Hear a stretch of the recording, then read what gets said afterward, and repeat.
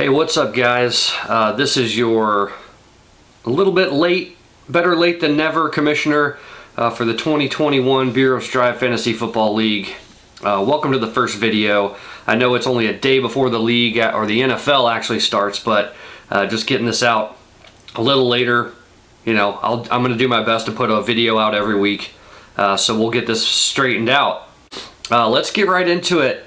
I'm going to go over the rules changes that we made, or the tweaking to the rules format. I know we had a big discussion maybe last week about the league rules, and since we've been doing the league for 8 years, it may have needed a little bit of a tweak from Rob's original decrees, the Lord Champions, all that. So I sent out an email, got some or asked you for emails, got some responses, sent out a survey, got the votes in.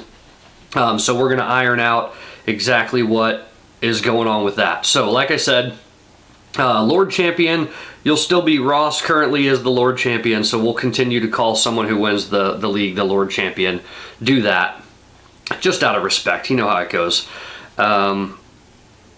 So there's a new 3-year window for these rules that are going to be going into place. So Ross will make his rule this year, which I'll go over in a second, and it will be good for this year and 2 years after, for 3 years total. Meaning that last year's rule, which would have been mine, has 2 more years. Keaton's rule, which was 2 years ago, this will be the last year for that rule. And all the other rules have been efficiently phased out. So the 3 rules that are going to be in place, Keaton's rule is that chaos rule where you can make one opponent 1 week out of the year sit a player. I know that's probably not going to be voted in after this year because people are saying they don't like someone else dictating their lineup. But we are going to have to go with it for this year. You have to let me know, I believe by Wednesday or Tuesday. I'll lay that back out. I doubt anybody's going to use that this first week. So I'll put an email out about that just to clarify what that rule is.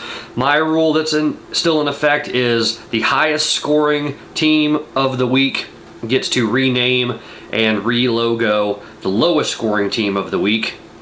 And that person cannot change their name back to their own choice until they win a game, or if they happen to be the lowest scoring team again, then the new highest scoring team can change their name again. So that's just kind of a fun one, I guess, and we'll see how that goes this year.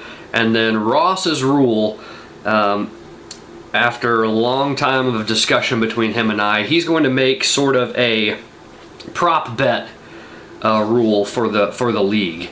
It's not going to be mandatory, so it is going to be kind of an optional thing, really just to make a play off the money league, allow people to put in a little bit more, and then kind of make guesses every week as to what's going on. So for example, first, we're not going to start that until week 2. He and I have a little bit more details to iron out, so I'll go over that with him, get some things ironed away, and we'll start that week 2. But basically the idea is everybody's going to be given the option to put in another amount of money at the beginning of the year. Say it's $20, $25 again on top of the league dues, whatever.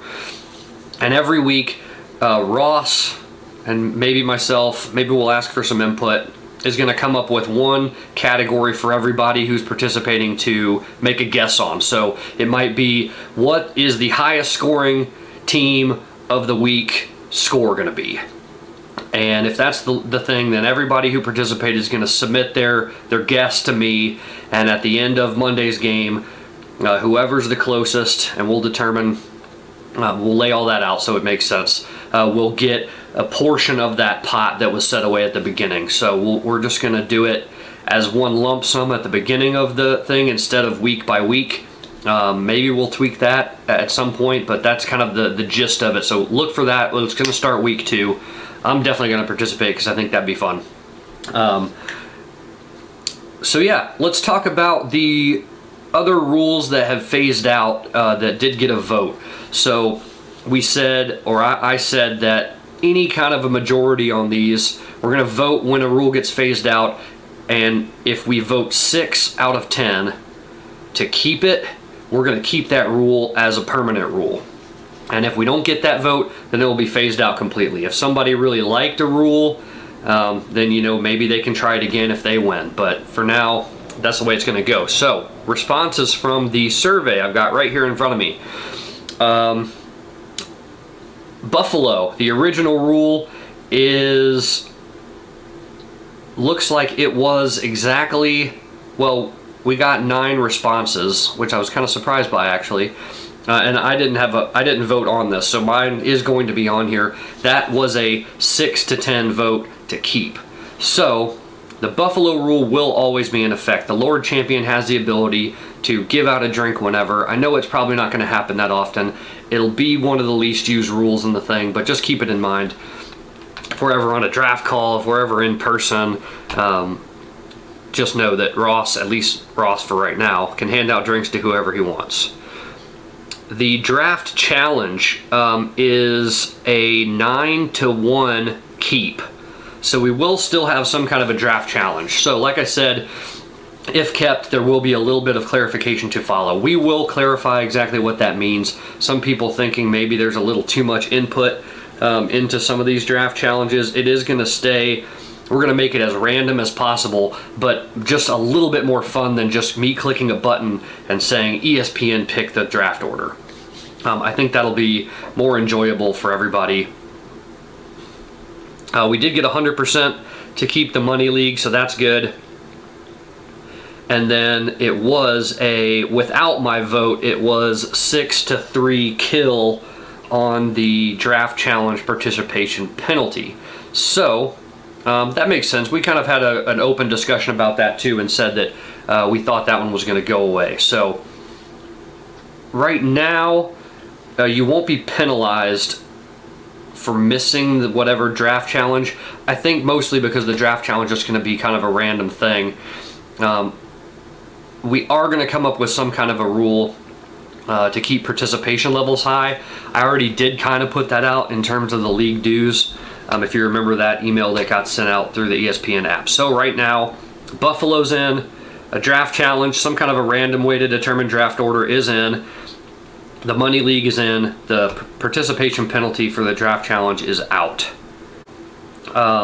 Current standings, it's got Ross listed as the number 1 projected team for the year. So how does that keep happening? I guess we'll never know. We have currently Matt Brand listed as the second ranked projection of the year, followed by the Denver Spaceman, which is Keaton, right? Former Commissioner AJ is listed at 4th. Myself is listed at 5th. Surprise, these names are only a little condensed, so I think Surprise, it's twins, is Kyler. It's ranked 6th. So if those projections actually panned out, those would be the playoff teams for the year. At 7th is Mullins' team. 8th currently is 21 or Bust, which I believe is Derek. 9th is Rob, and pulling up the rear at 10th, where he's been projected since the draft, is Javo with the Bishop Sycamore fake team. Maybe that's why they project him so bad, because his team doesn't really exist. Okay. We are going to look at the scoreboard for the week, or basically the upcoming matchups for the week. At the first, just going off the top of the list from how ESPN lists it for me, we've got myself against Kyler. Let's see. Kyler's got Patrick Mahomes, so I'm always not too happy about facing off against Patrick Mahomes. I've got Kyler Murray, who I'm kind of excited about this year, and Alvin Kamara, who I've actually never owned in a fantasy football league. So looking forward to that. Next matchup we've got is Mullins and AJ. That match is, I think all these projections are pretty close for the first week of the year. Mullins has Lamar Jackson, Christian McCaffrey. So that's kind of a pretty big quarterback, running back one combo there. That's pretty solid. AJ, Derrick Henry, is always a beast, and he's going with Justin Herbert, a young gun out of the AFC West there for his quarterback. Next matchup, we've got Ross, the number 1 projected team, against Javo, the number 10 projected team. We'll see how that goes. Ross always ends up with Russell Wilson as his quarterback, it seems. Maybe it's a name thing. And Dalvin Cook. Javo's got Aaron Rodgers and Matt Stafford. I think both those guys are probably projected to be about the same, so that might be an interesting battle throughout the year. And then Antonio Gibson at running back, who I have some stake in a couple leagues, so I'm really hoping he has a good year. All right, Derek and Keaton look like they face off after that. Their projection might be the closest of the week. Derek with Tua at quarterback. That could be an interesting one, but Devontae Adams is obviously one of the best wide receivers in the league. And Keaton's got Josh Allen, who, I don't know, Josh Allen could be an MVP candidate this year, so we'll see how that goes, because Buffalo's going to be pretty good and trying to fight back in the AFC.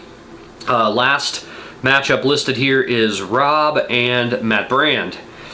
Rob hoping that his projection of 9th is not going to be accurate. He wants to be a little higher than that. Dak Prescott is going to be quarterback tomorrow, so maybe his week's going to get off to a good start. And then Matt Brand with Tom Brady, so we all hope that Matt Brand's team sucks, clearly. But he's got a couple other good players on his team here. So we'll see how that goes. For week 1, speaking of week 1, the first game of the season starts tomorrow with the Cowboys going to Tampa Bay to take on cheating Tom Brady and the defending Super Bowl champions. Everybody seems to be making a really big deal out of the fact that Tampa Bay is bringing back 22 of 22 starters from their Super Bowl team, so obviously they're going to win. But no one also seems to remember that Kansas City brought back 21 of 22 from when they won it and didn't win it. So I don't see a whole lot of a difference there. Maybe the talking heads will realize that maybe Tampa Bay is not going to be able to repeat, because it's not an easy thing to do, as us Kansas City fans know. Okay, so like I said, I am going to be ironing out, Ross and I will kind of be ironing out his rule. I will send out an email. We'll come up with the amount. Again, you do not have to buy into that prop bet rule, if you will. It's really just designed to make it a little more fun. Maybe you have a bad week in fantasy, but you make the right choice and you win a couple bucks to kind of cut into the losses for your dues or whatever. So I'll send that out. We'll figure out. You can just send me the money on Venmo like we did before, and I'll dole it out as the weeks go on. And we'll try to make that a different choice every week to keep it interesting. I may even ask, or we may even ask for some suggestions on what that choice should be. Lowest team total, highest team total, interceptions, touchdowns, whatever it may be. We'll come up with something good. So, cheers everybody. Looking forward to a good year. Like I said, I'm going to try my best to put out a video every week. If I don't get a video out every week, I'll definitely get at least a recap or a guest recap lined up so we can get that taken care of. I'm coming back for vengeance. Oh, forgot. We do have, and I don't have it yet, you know who you are for the delay on this one. The trophy, due to an unfortunate series of events, is having to be recreated, facelifted, etc. So Ross has been a good sport about not having that in his possession this year. Hopefully we'll have that done here in the next couple weeks and sent to him. And then, whoever wins it next year, don't be surprised if he holds on to it for a couple extra weeks, since he does deserve it, being the first two-time champion of the league. So let's get year 9, year 10, year 9, off to a good start. Good luck to everybody. Hopefully I take you all out, and we will see you next week. Later, guys.